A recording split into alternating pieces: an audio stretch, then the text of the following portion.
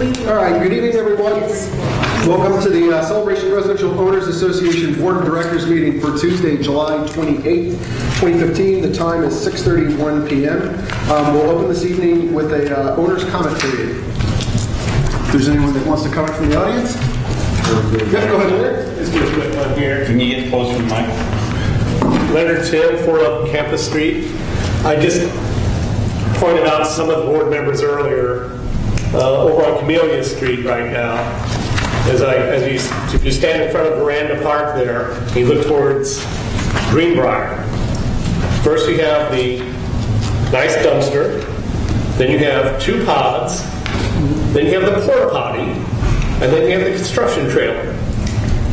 It's quite a nice view. I'm thinking about decorating the front of my house like that also. I just want to make sure that was okay with the board. So I'm guessing it's not a seasonal decoration. And I can't imagine what holiday it is. So it sounds like we have a bit of a compliance issue. So just so that everyone knows too, you can forward these requests to compliance@celebrationtownhall.com, and that goes off to the correct department. And Steve, you've taken a note of Leonard's comments. And you can email them to me also, and I'll get them there. And I've already got your address. I'm getting ready to send you a couple of the pictures I just took on the way over today. Perfect. Thank you, Leonard. I think it needs to be emphasized, though, that we cannot actually go after the construction trailer if the person's out of the county, but out of our community. But we can go after the owner because you invited that person in there, and that trailer is not supposed to be in here overnight or the weekends, and it's $100 per day fine.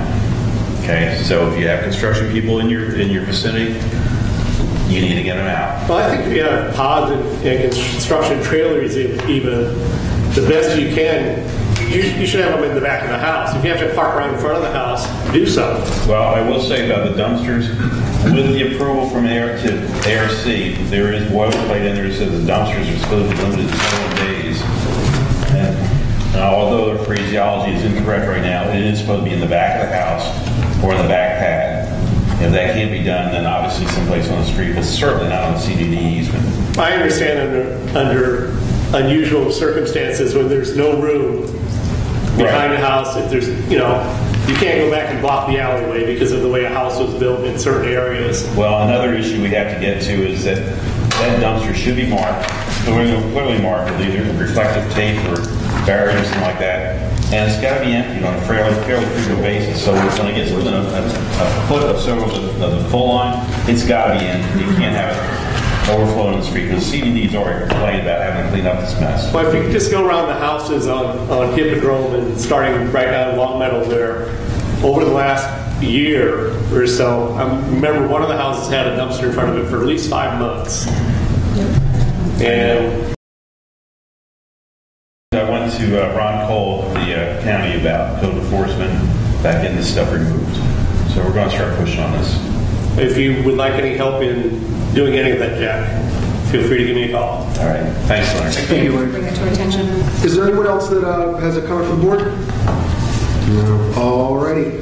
So I will verify that the meeting was properly noticed. Yes, it was. And we have a quorum. Lee's unable to be here this evening. So we'll move to the Pledge of Allegiance.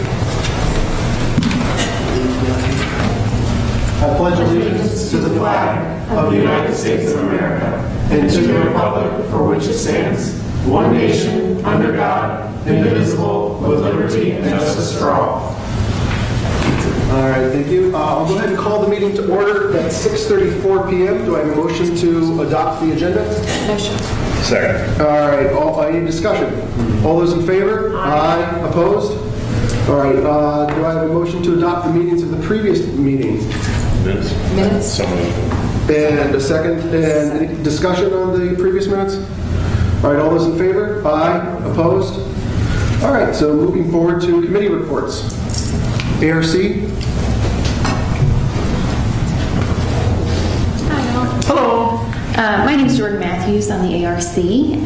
So just a couple of fun things happening this month with the ARC. We finally have a committee. Can you repeat that for me? Fun things. Yeah. No, it's really good. All right, cool. I got that clear. We finally have 5 committee members, so we can really get these processed, the applications processed fast, which we got up to 113 applications last month. The highest we've seen this year. Most of them were painting and landscape improvements and fences, which obviously helps maintain property values.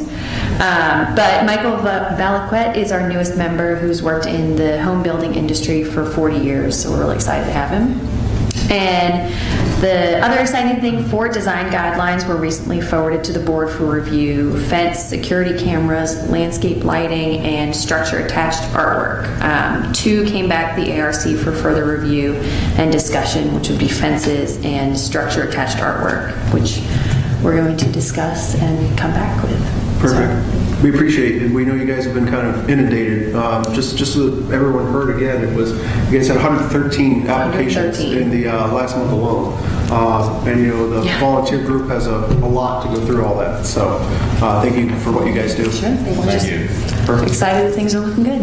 Awesome. Cool. Any questions for ARC? All right. Thank you. Thanks. Covenants.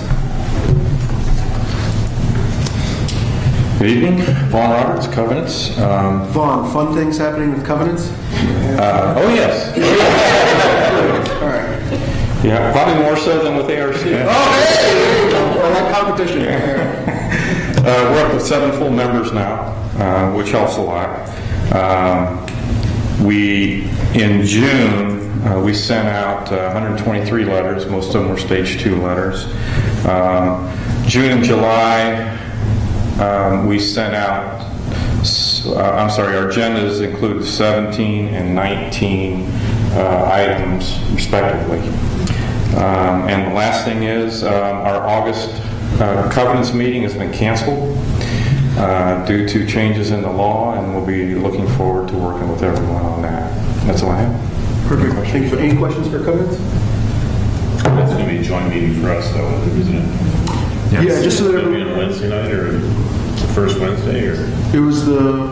I think we're aiming for August 17th, which was the regular scheduled board meeting or board workshop. Board workshop time. Okay. So August 17th, we'll finalize everything. Yeah, we know it was kind of a last minute. Just so that everyone's aware of what's going on, there was a change in the state legislature that kind of impacts what Covenants can do, what the board has to do, and kind of as it relates to fining and some enforcement action. So, so that we do our homework, we're going to go ahead and work with the Covenants team as well as our management company as well as legal counsel to make sure that we're following all the new statutes appropriately.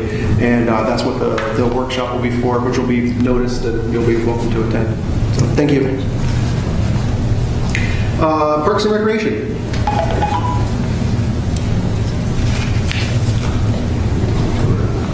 Good evening. My name is Martin Brown. I'm the Parks and Recreation Manager, and I'll be giving the Parks and Recreation Committee report today. So on our meeting on July 8th, we recapped the 4th of July parade, talked about pros and cons, what went well, and about some stuff that we can do next year to try and improve. Also, we are focusing on focus groups.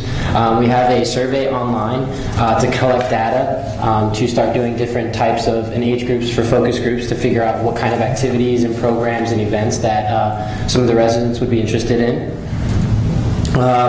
We've also discussed some new event ideas and also, Founders Day, we have confirmed that we're going to have Believe performing on Friday night for the concert. Also, Food Truck Friday in August, we have the event Stuff the Bus. We're partnering with the Celebration Foundation to bring in a school bus for food truck. And also we'll have a special guest appearance by the Orlando Magic mascot, Stuff the Magic Dragon. So he'll be out here doing pictures for a couple hours with some of the residents. Perfect. And so Martin, I know, just circling back, you had mentioned that there's currently a survey online for residents to provide feedback. So can you just elaborate a little bit on what you guys are looking for? Sure. We're looking for any type of feedback for different types of age groups if you would be interested in participating in a focus group. We also have the surveys out front. Last Food Truck Friday, we actually had some of our coordinators going around and with pen and paper and clipboards asking residents during the event about what types of events they'd like to see, if they'd be interested in participating in a focus group to try and get some more events geared towards specific audiences. If they're interested in being on the focus group. Myself. Yeah, you can email me at mbrown@celebrationtownhall.com or give us a call at 407-566-1200. Perfect. And so there's a link online for people to be able to find that survey. I'll make a plug here that maybe we can add it as a pending item in the cell service app as well. So for a temporary link that we could add to that maybe, just to increase some adoption of it. And so if you're interested, get in touch with Martin. Sounds good. Thank you very much. Thank you, sir. Have a good night. Any questions for Parks and Rec? Alrighty. Moving on to the financial report with Lori. Okay, the financial report is based on financials completed as of June 30th. They are unaudited. There is a summary in your management report. As of June 30th, our operating cash was $1,943,938. Income in June was over budget by $32,914. And that's primarily due to working capital income, recreation fees from apartments, and owner and builder fines. Our working capital income was $35,544, which exceeded budget by $8,202. Our working capital income year-to-date is $213,067, exceeding budget by $46,282. Our legal fee income, if you look at your financials, your operating statement shows that we're $3,533 over budget. But then also, if you look at the expense side, you'll see that we have legal expenses. So basically, they wash. Legal fee income is basically when we have charged legal fees to an owner's account, and then as they paid their fees, we've been able to recover those costs. June expenses were $326,579, coming under budget by $41,232. Administrative expenses were over budget, basically due to the audit expense. And recreation facility maintenance overall was under budget by $37,327. And our expenses vary based on the time of year and the events that are happening. So you'll see that that number will change moving forward. And our net program and events included revenue from summer breakout. We continue to have our registrations increase. The junior lifeguard program, which I have to say Martin instituted and is extremely successful, and Food Truck Friday income from the vendors. So as of June 30th, our accounts receivable total is $976,284, and that includes not just assessments, but it includes attorney's fees, specific assessments, transfer fees, apartment rec fees. So it's a combination of a number of items, and I'm glad to say that that is a decrease of $82,799 from May. And primarily that's because we see people paying their second quarter assessments. So that's typically, you'll see the wave. As assessments are charged, that accounts receivable number goes up. As people start going into that quarter and pay their fees, you see it go down. So it's fluid. But we always like to tell you it's gone down and not up. And then I wanted to make the board aware, Vanessa and Debbie attended a legal update that was provided here by Larson and Associates last Thursday. They do this every year to make us aware of changes in statute that affect community association management and the operation of your association. You've already heard Vaughn mention the fact that there has been a change made in how the fining process has to be handled as far as between your covenants committee and your board of directors. Another change that will impact all of us here in CROA is that up to this point in time, if you have not paid your fees, when you're 45 days past due, a letter is generated, and it's called an intent to lien letter. And basically, it lets you know that you have 45 days to pay, or we will go ahead and institute collection action and file a lien against your property. Well, due to changes in state law, there's a thing called unauthorized practice of law by managers. And because they have become very strict with that, the fact up to this point in time, all of the intent to lien letters were automatically generated by management, and basically it's as a result of our database, our software for our accounting program. So that at that 45-day period, you can say you push a button, it generates the list of names, and then those people automatically receive their intent to lien letters.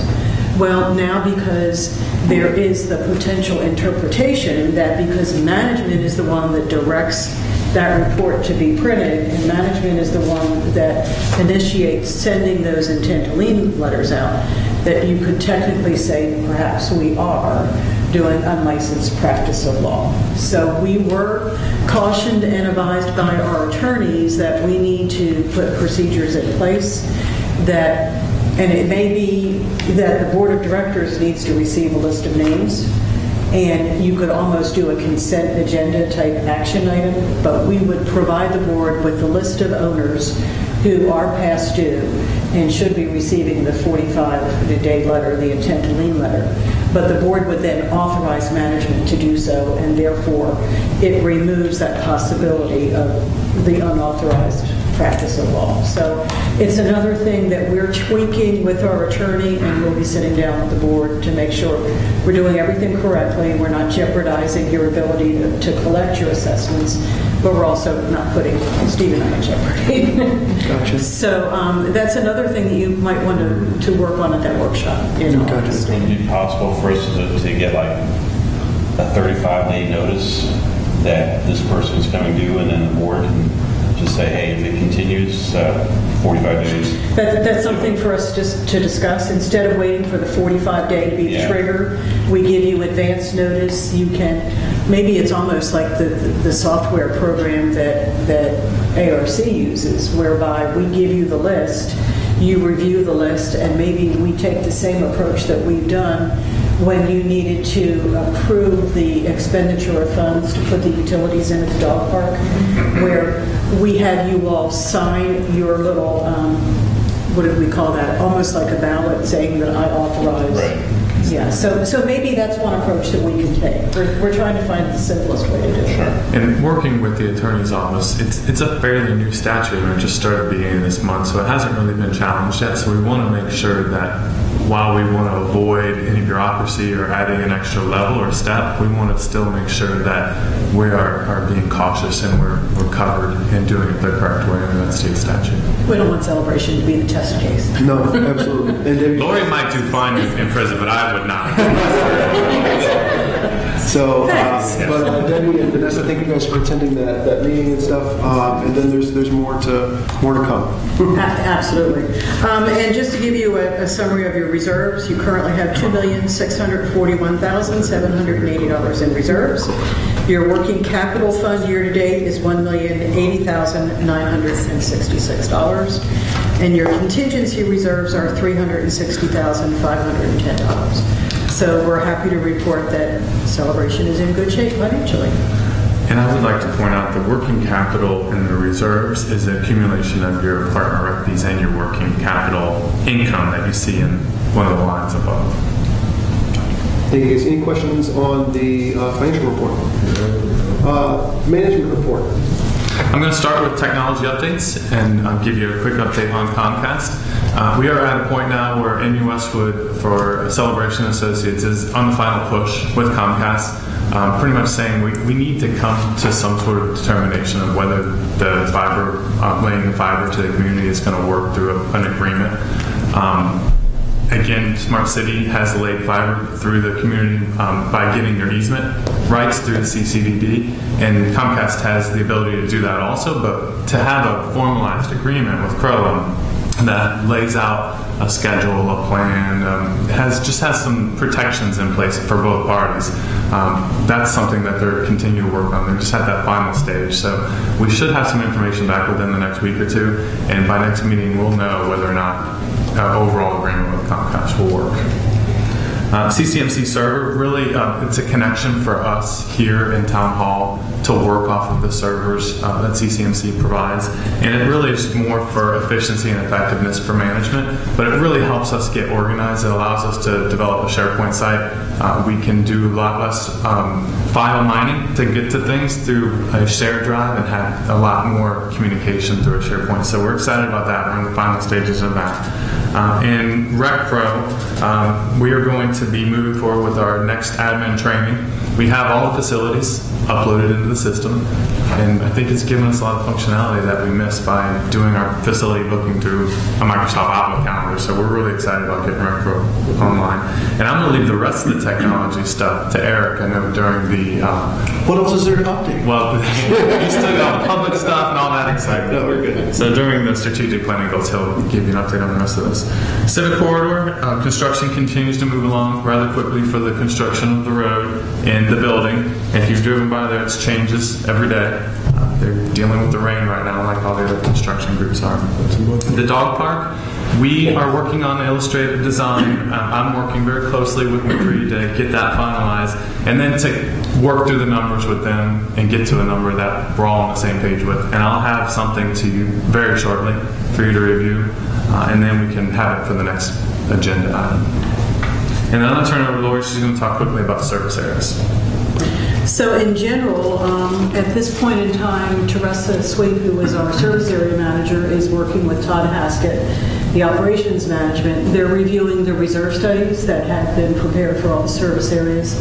They've identified those service areas that have funds and projects scheduled, such as replacing existing wood fences with vinyl fences. We have some service areas where there are commonly shared sidewalks, and by that I mean it's not a walkway that goes from the street sidewalk to one single door. It goes to various units.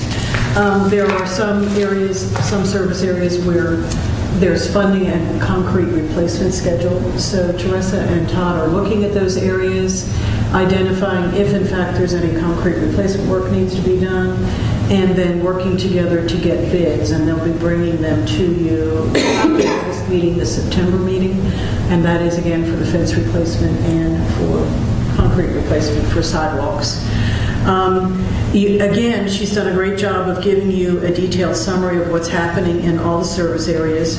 The one that I really want to give you a more current update on, of course, is the roofing project for Academy Road Meeting House Green. I've given you the information here indicating that Steve and Todd and myself went over to the K-8 school. We met with the principal. We met with Chris CROA, I believe is his name. He's actually the engineering support supervisor for facilities for the school district. We explained our schedule for the roof replacements, and you're all aware we had hoped to have that done during the summer, but with bringing in a second engineer to analyze the faux chimneys, that delayed the scheduling, and it was even more so delayed, not only by the engineer, but the engineer needed to see the drawings for the chimneys as they were built, and it took us almost a month to get them from the county. So that was very frustrating. The good news as a result of that second engineer's inspection is that we're able to keep the faux chimneys. We don't need to have them removed. And he has gone far enough, he's gone back on the roofs a second time and has identified 3 different scenarios that can be used for internal bracing of the chimneys. And he's in the process of preparing those drawings. They will be given to Performance Roofing, and as the roofing work is being done, they will identify, A, if a chimney needs to be stabilized, and B, what is the best approach, and then that work will be done on a change order basis. As a result of the delays, we're not going to be doing any work on Campus Street right now. We will begin doing work with the townhomes on Mulberry. That is a street removed back and away from the school. And the thought is that by starting on Mulberry, it will give the roofing contractors an opportunity to really work through, find the best processes to get the work done. There is the challenge of working with big equipment and the easement trees and everything else, so that's going to be a learning curve. And we believe that that work will start probably after Labor Day. We anticipate it will run through October, possibly some into November. We then plan to put the work on hold. We don't want to be doing that work in November and December with the holidays. Not only would it be really inconvenient for the people who live there in those townhomes, but there is so much additional traffic that comes downtown during those 2 months that we feel it would just be a nightmare. We did talk to Mr. Balloon and Mr. CROA and explained that our original thought was that we would try to begin the work on campus after the holiday break in January. And our concern in having to start that work in January is that as of July 1st, there was a change in building code. And we weren't sure how that change in building code was going to affect the specifications for the project as it exists. We have learned that it appears the major change affects the type of underlayment that has to be used for the new roof. And instead of it being your typical underlayment type fabric, so to speak, it's now more of a membrane type material. Our hope was that our permits, of course, were issued in June. They're good for 6 months. The builder is hoping that if they do roof replacements on the garages that are behind the townhomes on campus, essentially they will have started that work, which would then mean that the permits could be extended. We didn't have to worry about going and getting new permits, which would mean we wouldn't have to use the new upgraded underlayment for the roof replacement. We're not sure if that's possible or not, but Chris CROA said he knew some people down in the building code department, and he's going to reach out to them and see if they will agree to extend our permits so that we could wait and start the work in June. So if that is possible, that would be the best scenario for everybody. And we met with him about a week or so ago, and the plan was that we would meet again in 3 weeks. He should have a report back from us with the county. But no matter what happens with campus, our goal is to begin work in September. Teresa has been communicating regularly with the people who live in that service area. And then we're hoping to have a formal meeting probably the middle of August. Bring everybody together, have the roofing contractors there, an opportunity for them to ask questions. So we're on track. We have a little bit of hiccup as far as scheduling. We don't want to create a situation that's going to impact the community and school any more than is necessary. So it's our goal to work through that so that it's to everybody's benefit. So, Question.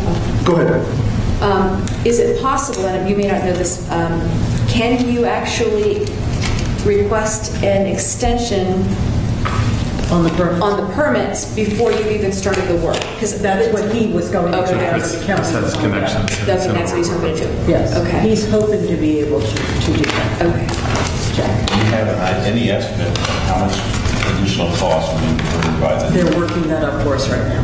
And I guess the question that I would have to worry is there an advantage to, I mean, it sounds like the membrane would be a superior product because it would be more expensive and all that jazz.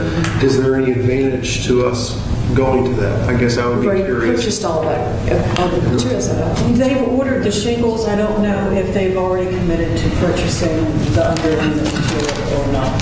Todd's working with the roofing contractors to find out. We did ask what the increase in cost would be. We're in a good situation whereby after the 2014 audit was completed and they gave us the spreadsheet that showed the cash flow for all of the service areas as well as CROA. Academy Row service area does have some surplus operating cash. We're requesting that corporate does a cash flow statement to show us where they anticipate will be by the end of the year. And then we'll probably be coming to you in August and asking if you will authorize some of that surplus cash be moved into reserves so that if there's additional expense for the new underlayment material, we have access to those additional funds. Gotcha. I'll recognize Leonard. You had something to say? I used an upgraded underlayment when I... Leonard, you just come up closer to the microphone so folks at home can hear you.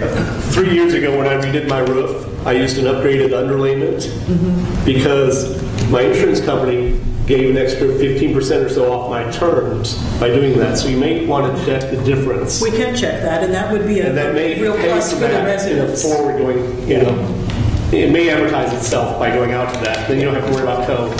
See, we don't pay for any insurance on the units. The owners pay for their own insurance. But if I could say to the people who lived in that service area, as a result of this upgrade, you should be able to see a decrease in your insurance costs, I'm sure everybody would be thrilled. Absolutely. Not only that, but the fact that the roofs are aging. And the insurance companies are watching that very, very carefully when it comes to owners' renewals on their policies. It's like you go through and if you get a wind inspection on your roof, they give you a certain % off for that also. Right. And there's a lot of wind inspection places that will come out, and if the cost of them inspecting, if you don't exceed that in your savings through your insurance, they don't charge you anything past that. Well, that's nice. Yeah. Wind Florida is one that I use, but that's just, something I used from 3 or 4 years ago. Well, that's good. Thank you. There's discounts going. It may be watched for you. Okay. But, that's the biggest thing that we're focused on in all the service areas, in addition to just routine maintenance. But I wanted to make you aware of where we were at this point in time. One more conversation. Go ahead, Steve. Just the last item on maintenance, but if you had a question on the roof. No question on roofing. I said another question on service area. Okay. But it's actually not a service area. That's okay. Go ahead, Steve. Last portion of the management update, the maintenance, North Village Commons Playground, east and west side, had play surfaces that were upgraded with the synthetic turf that we were able to salvage from Spring Park. So it's successfully completed. If you haven't had a chance to go by that, take a Looks look. really nice. Yeah. And we have an agenda item later on here for you to take action on to improve some of the landscaping and the islands in between also. Steve, I had a question. A couple of folks have approached me in just regards. I know there's some ongoing work in regards to turf out in some areas of the community, especially out in Artisan Park, where it died off when we didn't have any reclaimed water. That area is still being monitored by Davey, and they're looking at fixing or replacing it if needed. Yes, our operations manager continues to work with Davey. Some of the areas Davey is replacing at no cost. There were some burns, chemical burns that need to be replaced. And then there's some other areas that we'll be working to replace from drought and other things like that. Gotcha. But yes, if you see brown areas throughout the community, we have been addressing them, but if there's any new areas, feel free to sell a service. Nice plug, Steve. I like it. There is a turf comment, if anyone wants to know. You can report There a is a turf special issue. section for it. Yes, and I have. So, perfect. Anything else for the management update? How many more days, Lori? I don't know. I can tell you my new apartment lease starts August 14th, and my existing lease and celebration ends August 30th. So this is your So last, anytime between the Between those two, is this that is your last meeting. No, potentially.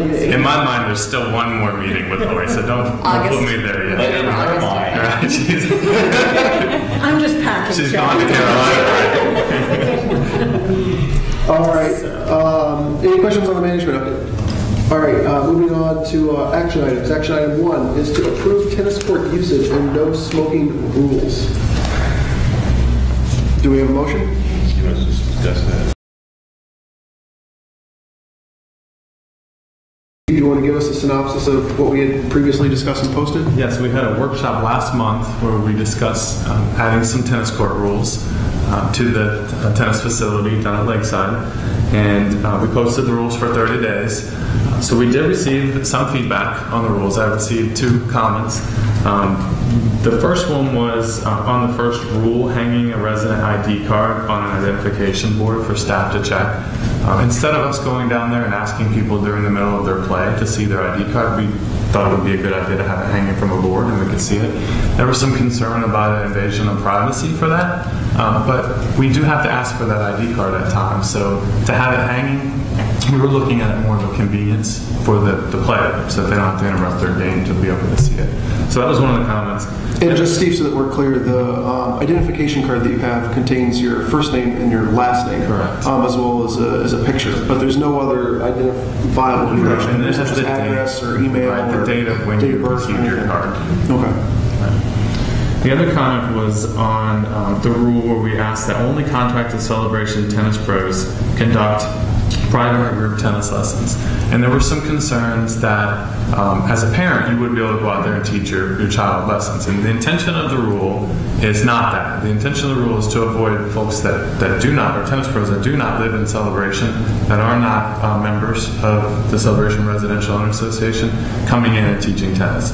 Much like we wouldn't have without contract, insurance, liability, we wouldn't have people coming in and doing private lessons at our swimming pools. So that was the intention of that rule. Plus we have a capacity issue with tennis courts. We only have so many. And if we have tennis pros in here teaching classes, it limits the amount of use for the residents to use. So if you have a parent that wants to go out and hit balls with their kids, we will not be enforcing that rule for those types of situations. And Steve, just for a little bit of backstory on this, I believe that we had some discussion with some of the tennis groups in the community, and that's kind of where these rules came out of as well, because they were asking for some action in regards to being able to use them, correct? Right. And one of the issues from the majority of the tennis users is capacity. There's some prime time usage for tennis. It's typically the same prime time usage for any of our recreational activities. It's in the morning between certain hours and in the evening between certain hours. So we're trying to do everything we can within our capabilities to limit any type of outside usage on our tennis courts. Gotcha. I move to adopt the rules with one small change, is to move bullet 2 down to bullet 3, flip-flop these 2 bullets. To move Celebration resident must be present with guest as number 2? Yeah. Okay. I'll second that. Okay, there's a motion on the table to approve the rules with the change in order, as mentioned by Jack. Second motion. Is there any discussion? I have a question. Jade, what age do the kids have to be to swim along with the pool? 12? Okay. Yeah. And I just have one addition. Under no pets, just in parentheses, except service animals. Well, I think it's just, yeah, it's implied, but it's state law that service animals are implied. Okay.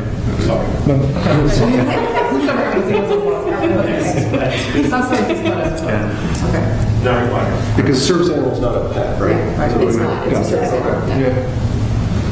I get it. So, any further discussion?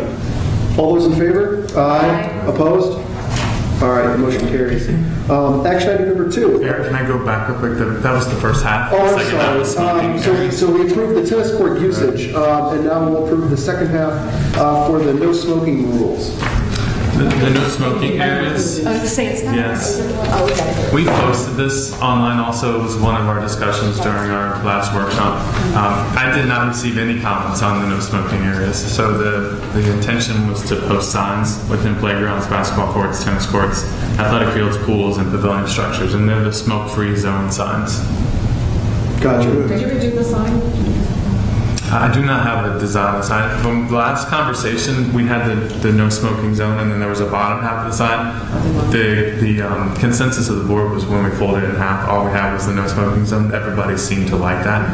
We can definitely make some new signs and email them and make sure everybody's okay with them or add it to another agenda item. But it was the no smoking zone. And it was the celebration green and fit the standards for the rest of our signs that we have throughout the community. Gotcha. So we had no comments on that. Do we have a motion? Motion to approve. All right. Okay, motion second. Any further discussion? All those in favor? Aye. Opposed? All right. Now action item number 2. Approve $3,537 and no cents expenditure for landscaping improvements at North Village Commons Courtyard between playgrounds to be completed by Davy Tree. This is a CROA operating expense. So moved. All right. And second. Any discussion? Just wanted to point out that the islands are low and they act as kind of a pond when we get heavy rains, and it was causing a lot of damage to the existing plants there. So we're going to bring them up and we're going to bring in plants that are more tolerant to it. Gotcha. Any further discussion or questions? No. All right. All those in favor? Aye. Opposed? All right. Action item number 3. Approval to convert $7,000 even in fines on 6 properties to specific assessments.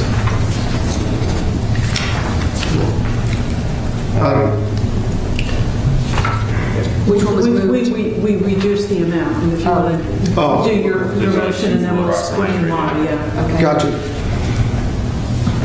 Only 2 properties right now. Yeah. Just two. Can you provide us any information on the second property? Because it's not only fined at $5,000, it's doing it S9. There's like $28,000 more dollars that are being fined for as well. At what point in time will those be converted, or have they already been converted? Which one are you looking at? 106. Oh, okay. I think this one. I'd have to pull the ledger for it, Jack, but I can do that and email you. Okay, I mean, my feeling is this is not the first time we're going to be, this is not going to be the only time we address this property. Okay, Steve, I took you by, you saw the property. Okay. So we'll pull the ledger in. But I don't have a problem with converting this over, but we're going to be doing this again and again. Yeah. And initially, you had 6 properties on this as an action item, but one of the other things we learned at the legal update was we cannot convert anything to an S9 if it's less than $1,000, which is why we removed those fines that showed $500, and now you're only taking action on the $2,000 fine and the $5,000 fine. So as a side note, is that something that as a board we need to keep in mind if we're lowering our fines to a 500 versus 1,000? That is something to keep in mind, but the changes in the fining process and all too might impact that. Okay. But it's a very good point. I think it's something for us to note and discuss. Good point. Yeah. Okay, so we have this too, just that everyone's clear. It was the Correct. sheet of paper that was out here. So moved. We have a motion and a second. Any further discussion? All those in favor? Aye. Opposed? Okay, motion carries. I'm missing something with the lawn maintenance and fine. Where are you? This, We're at tab 6. do this here. We're just a tab. Okay. All right. Good. Approval of write-off interest, late fees, and attorney fees due to foreclosures as per state statute. Actually, you've missed number 6. I've missed number 6, right? Which now became 4. The homeowner requests to have interest and late fees waived. It's your tab 6. Gotcha. Approval of homeowner request for July. Right? All right, perfect. You're fine. I move to approve all those. There's no major money involved. No, it's very minimal fees. Second. Okay. Okay, motion is second. Any further discussion? What was the, I'm sorry, what was the motion? To approve. To approve the recommendation of some? Yeah, because the waivers and stuff we're talking about, pennies basically. Yeah, it's first time. It's like 1 month worth of interest and a late fee, so it's minimal. Which one was your concern? And they're not big issues with the reasonings that we were given. There's nobody that has long term. We've done that many times, but I don't have a problem at all. Because none of them requested free. No. All right, any further discussion? All right, all those in favor? Aye. Opposed? Motion carries. Approval to write off interest, late fees, and attorney fees due to foreclosures as per state statute. This is tab 8. I emailed this to you. Oh, that's what I'm like, oh, This it's not was- here. Okay. When did you know anything else? Yesterday.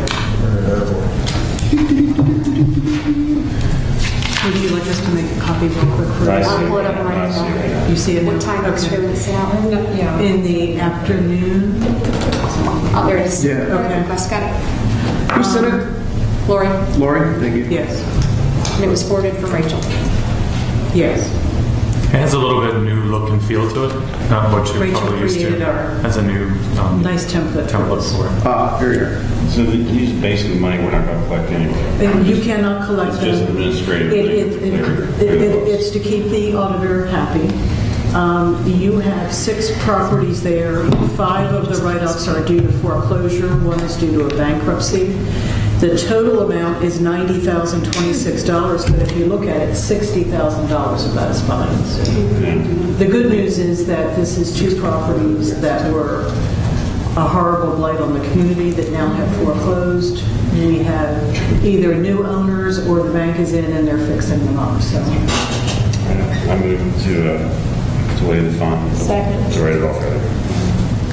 Okay, any further discussion? Yeah, Lori, I just want to, I can verify my email with you after the meeting because I didn't receive it. Yeah, I think, Okay. I noticed that this one went to the CROA Board of Directors forwarder. I did do that So one maybe- because I was told it was cleared. So you want me to still Yeah. be itemized? Yeah, maybe if we could Okay. stick to it, because you were going to go with the itemized I ones, was right? advised, yeah. Yeah, Okay. maybe we could just, Okay. Would you like to? There's nothing here. Steve sent one to do also that I didn't get. Bridget's going to make you a quick copy. So you have it. Okay, thank you. Sure. If we get this. gotcha. Any further questions or discussions? No. All those in favor? Aye. Opposed? Okay, we'll move on to the strategic planning goals update with, we'll start with goal 1 with Debbie. The calendar is going very well. We have 10 of the 12 months fully sponsored, which is all we can have because we're not using the firefighters or the police photo to be sponsored because they're public officials. So we are fully sponsored, and we will go to our first proof printing this week. Then Vanessa and Lee and I will go through it, check out our dates, and it will be on the shelves by August for the start of school. And we plan to distribute it through Town Hall. The Girl Scouts are helping with some of the different clubs and organizations, and we'll have it also for Food Truck Friday for September and October months. And places around town, Kathy Carlson's going to carry some downtown, Chick-fil-A, different venues, for the hospital gift shop. And how much will they sell for? They'll sell for $10, and $5 of that money for each counter will go to the club organization, as long as it's a 501c that's raising, that's selling the counter. Do you want to provide an update on the joint meeting? We also had a joint meeting last week with Lexon and CDD and CROA, which was nice right here, and Leonard was here. The different entities got together to discuss some areas of concern for residents and the community. I think it went very well. I have followed up with individual directors from the CDD and with Lexon and following up here, and we're going to try to see if we can get one person from each group to think about working together or following up if they're interested. So we'll talk about that individually and see who has time and who's able to commit to that. Mike Hartford wanted to be on the committee Vanessa and I are on for the community, so he's offered to do that for a meeting also with Pat Schroeder. I would like to have a resident on each of the committee if the committee members are interested in that. I know Leonard's expressed an interest in safety, but we'll leave that up to the individual committees. And any suggestions or concerns, just let us know. Perfect. Thank you, Debbie, for coordinating that. I know it was a lot to pull off. Just a quick comment. As far as if there's any organizations that are part of Celebration, we would like, if you have not already given dates, please make sure that I have them by tomorrow at 6.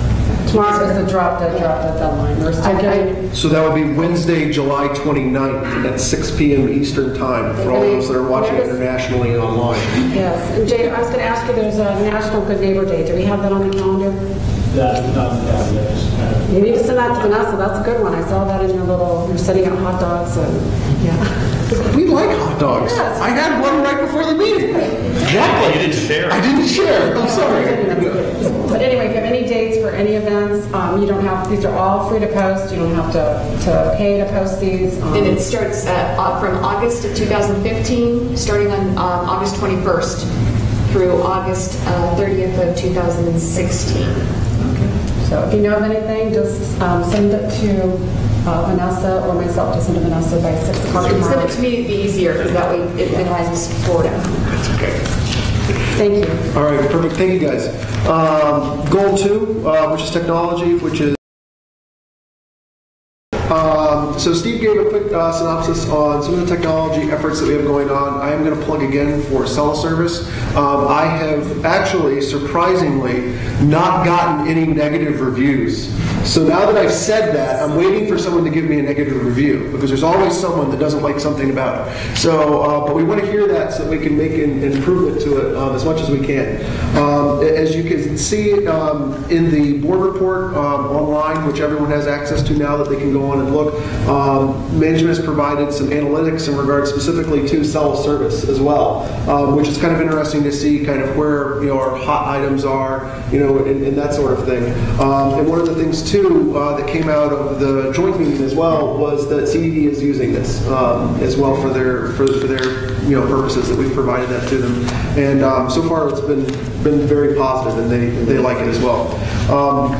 The other thing that I want to point out, and I know I brought this up at the last meeting, but as far as for technology and communications, communications committee is still pending out there, floating. We did lose a member, so right now we have one member and myself as the board liaison who can't vote or really say anything.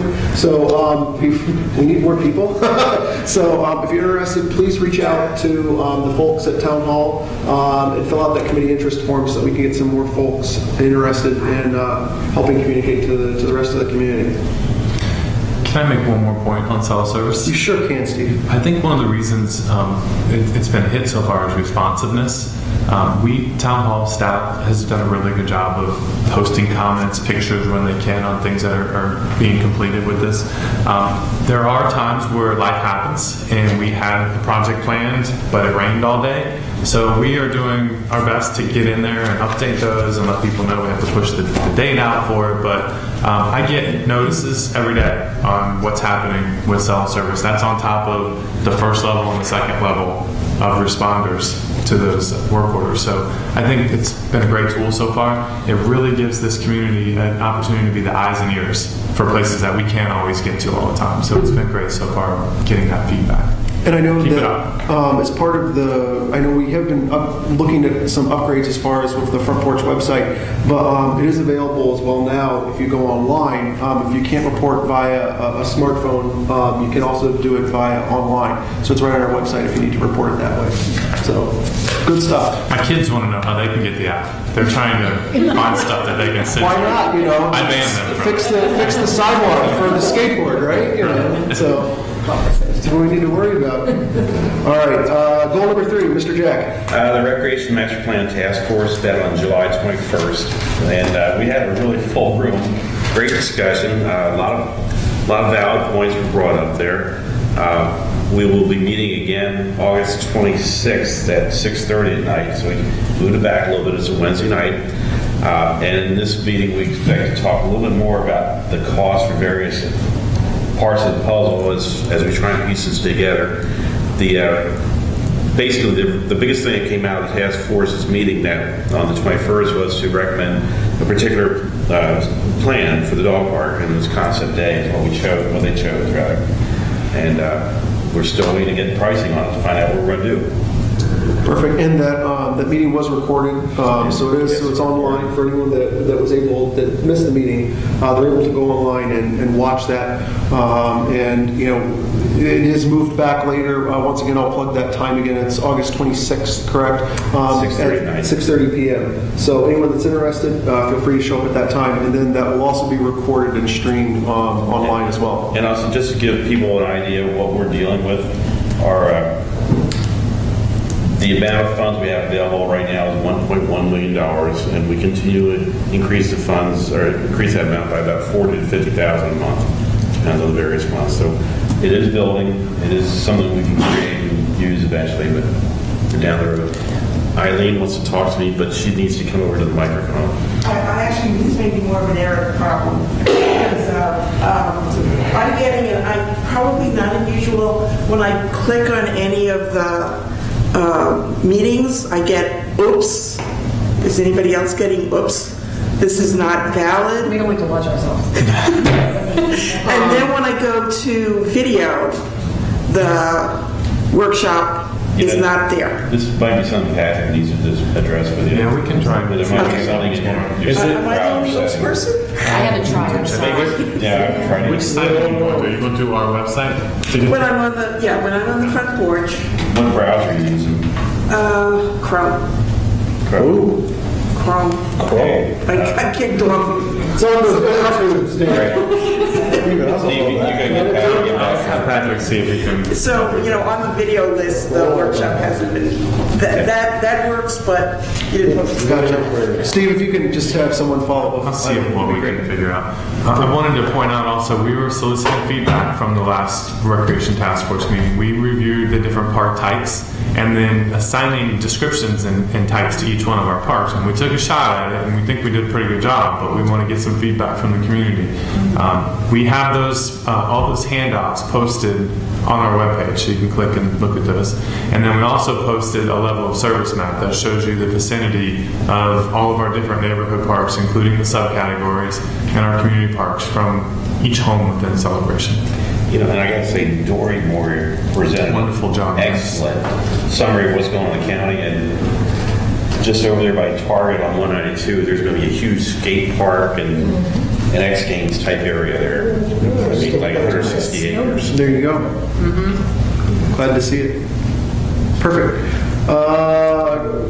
Go forward. Diana. We talked about at the workshop the customer service issue of looking at the Saturday versus Sunday hours. So I think we're going to not be open on Sunday going forward. Is that what's We're exploring the possibility of doing the open houses for the weekend. Right, trying to find an alternative to Right. that. And then we're also going to start the budget planning process very quickly, so we need to schedule time where Dave and you and I can get together and talk about what you need from us. Yes. And what the schedule's going to be. Absolutely. I don't think Gloria will be involved as much this year. And I have one more item that I owe you too, and I meant to get it to you, Diane, and I apologize for not getting to you before this meeting, but we are working on revamping the plan for inspections as we wind down the community-wide inspection of 2014, and we finish up the 113 ARC applications and the 123 covenant letters that we're doing a month. We're getting to the end of that process, and we're going to try and bring that task force back together to really talk about maybe a SWOT analysis or an autopsy of how that went and what we can do better moving forward. We'll learn from things that we did well and try and work on the things that didn't work so well. That may also come into the whole finding process now that the laws have changed Right. to that. So those two go hand in hand, so we may have to look at those jointly. Sorry, go ahead. No, go ahead. Just so that everyone's aware, we did look at, as Diane mentioned, as far as staying open, Town Hall, this 851 Celebration Bull Avenue building, is open on Saturday and Sunday. And we, once again, trying to make a data-driven decision on Sundays. There was a limited amount of people that came in during that time, but what we're looking at trying to do is exploring some options on maybe offsetting that cost to be able to still keep that facility and that level of service open on Sunday as well. So more to come with that. Well said. I did have a question from a realtor in town. They said the signs were put up this last weekend on one of the days. Do you guys know anything about that? I was not aware of that. The signage directly into Are we talking about the sandwich signs that Mark? I happened to be here this weekend and heard a little bit about what happened was we had 4 signs that go up. One- You've said more than 3 words. Can you come up to the microphone? Everybody wants to see you on the camera. So I happened to be here over the weekend. We have 4 signs that go out. One was actually damaged.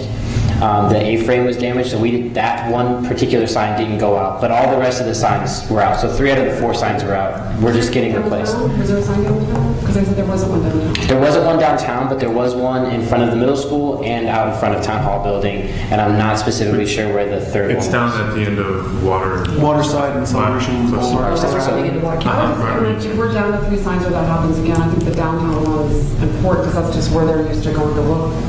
So the middle school, but it's just a good point. Absolutely. I'll let them know. Thank you. Perfect. So for those that don't know what the signs are, they're the signs that you see around the community on the weekend that say open house information is available. And a little bit of backstory on that. The reason why those signs exist is because we do not allow for traditional open house large signage to be placed either in the CDD easement, obviously, because that's CDD property, or on CROA property. So it's kind of our way to help the realtor still be able to identify where you can get open house listing information which is available here at the 851 building, as well as some new things that we might be looking to do as far as adding that online. But just as a reminder too, that the open house signage and directional arrows, different things like that, are not allowed obviously on CROA property, as well as they're not allowed on the CED easement. And they will pull the signs if they're located in those areas. Yeah, so we will have to pull those signs if they're in the easement, and we may have to fine homeowners if the signs are in their yard. So we want to add an extra level of service to the open house program that we have right now. We're working to put it online also. So if the realtors pay the fee for the weekend, it will not only be available as a handout, as a flyer, but also online. And Service has a place for an additional widget where you can click on there, and now you can have the addresses mobile as you drive through the community. And if you have a smartphone, you can go from the address to your maps, and it'll GPS you right to where the locations are. And Service is public. Service is a public app that's free of charge. We don't care if you're a resident or not to report an issue. Yes. Tell us what's wrong. Unless you're his kids. So perfect. Goal 5 is actually Lee, who's not here tonight, but I can give a quick update from that. There is no update. We haven't had a meeting. But that was a pretty good update. But that doesn't mean that JR and his team aren't working on this JR and his stuff in the team have been background. working night and day. 3 words, JR. That's your rule. Plus, the community needs to get to know you more. It's just We want to put you on camera more often. It's just so that I don't have to, summarize everything that's been said. The Parks and Rec survey is on Service as we speak, so. Awesome. We're just that good. Look at that. See, we asked for something and boom, it's already on. Talk a little bit about the branding and the work that you guys have done on I that. know, JR, you guys have had on the work plan here. For those that haven't checked out the new format for the management report, it's awesome in comparison to what it was previously. There's a work plan that JR's been working on specifically for communications, and I know one of those things is the marketing and branding guide. I'm trying to bring everything kind of uniform here. Everything that we do as far as our flyers, color schemes, everything. So Scott developed some different color palettes for us. We do have some examples that we have, and we're actually working with our corporate communications director to get her input on this. The goal is to make it, for when you see something, it's put out by Town Hall. Perfect. Everything will look the same, whether it doesn't matter the event, but just the style, the colors. It'll be great to have a good, consistent visual identity. I think that'll be perfect. So, but I know there's a bunch of other stuff that you guys are working on, from the new welcome packet to the specific media kits for different things. We do get requests from different outlets that want information about the town that Disney built and different things like that. So making it a little bit easier for people to kind of digest that information. So a lot on your plate. So, any questions for JR since we have him up here? What's going on with the World Food Championship? I think that's probably better for me to answer. I'll put JR in that position. Thank you, JR. I like the deer in the headlights. That was quick. I didn't leave him there too long. World Food Championships, after last meeting, it was discussed to go back to them and ask them to put together another proposal. They did send a letter asking for us to go ahead and end the original agreement because they can't provide what they originally offered. So they do want to put together a proposal for the August meeting, and Mike McGovern has offered that he could even fly in and talk about it during the meeting. But he does want to get it to me in advance so that you all have an opportunity to review it and take a look at it. Great. Have other plans? They're trying to put together, and from what I understand, they want to look at using just the Great Lawn, not the entire park. What's that for? For 2 or 3 days. It's for a cooking challenge. And there's so many different layers and levels of what the World Food Championship's doing. They're going to have different experiences, and they're going to have tickets for different experiences. So one thing may cost $5, one thing may cost $50. And Celebration residents are going to have an opportunity to purchase tickets at a reduced rate. And I think they already do. They can go online now. Yeah, and purchase at a reduced rate. Yeah, it's pretty easy. And I don't know the logistics of where everything's going to be laid out, but I know that we do have a resident that will be competing in the World Food Championships for a pasta dish that they won a local competition contest, and they were announced at the 4th of July parade. Is it Eric? No. His Michelini's in the microwave.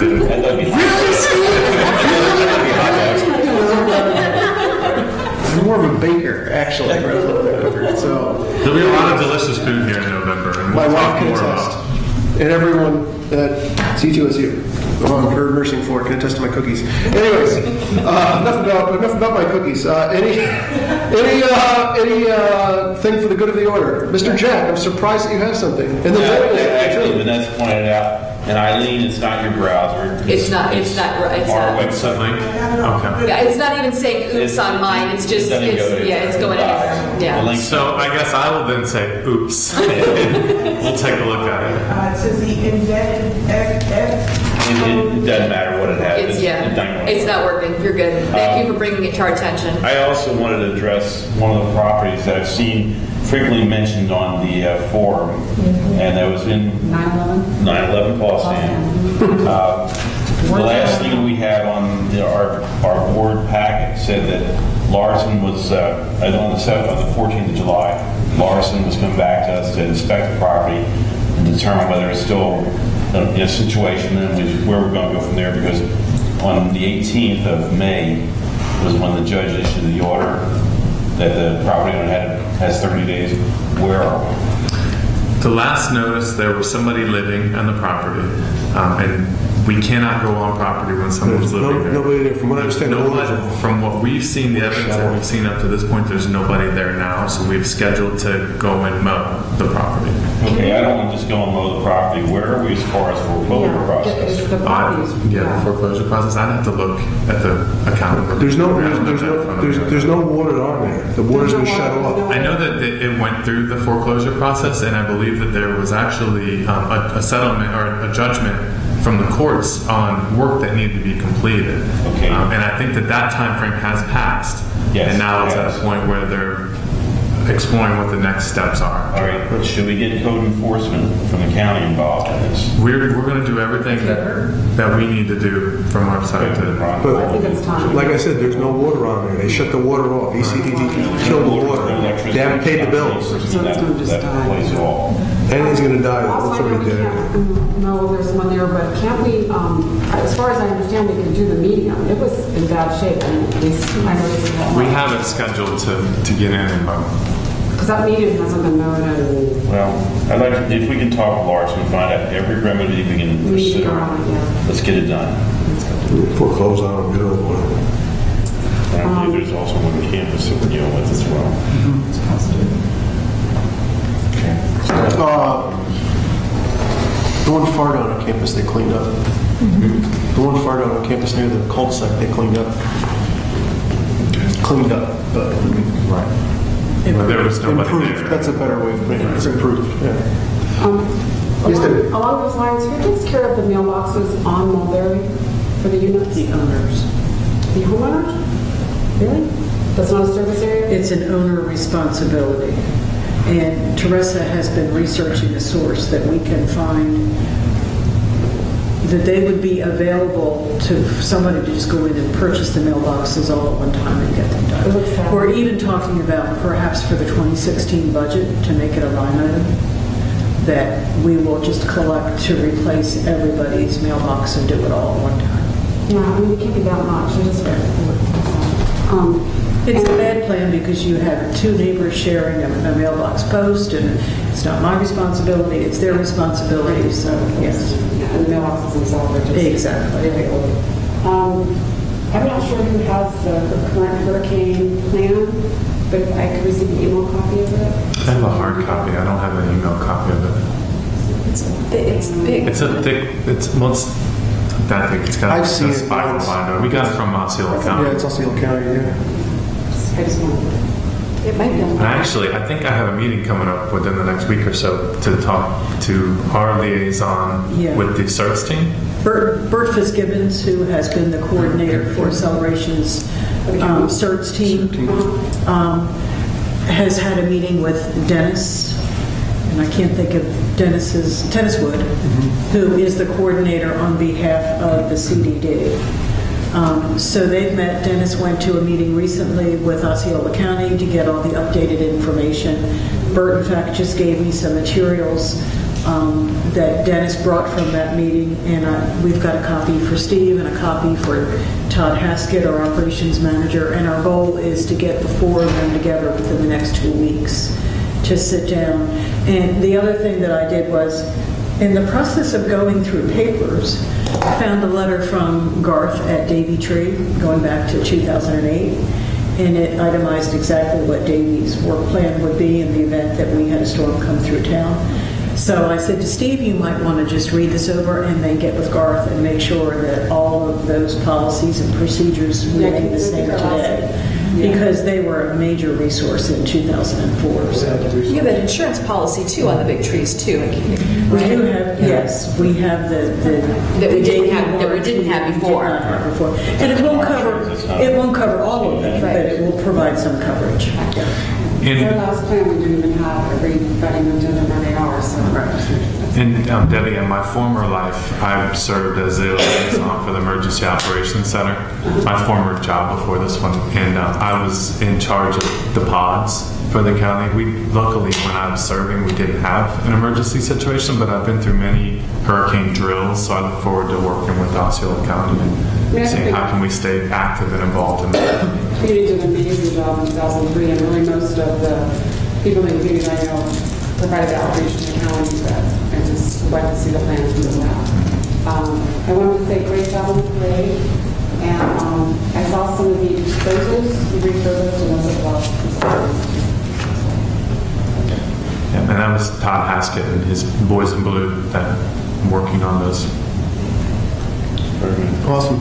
Any other anything else for the good of the order? All right. I move to adjourn. We've adjourned. Thank you, everyone. Good night. Thank you. We need all the meetings like that.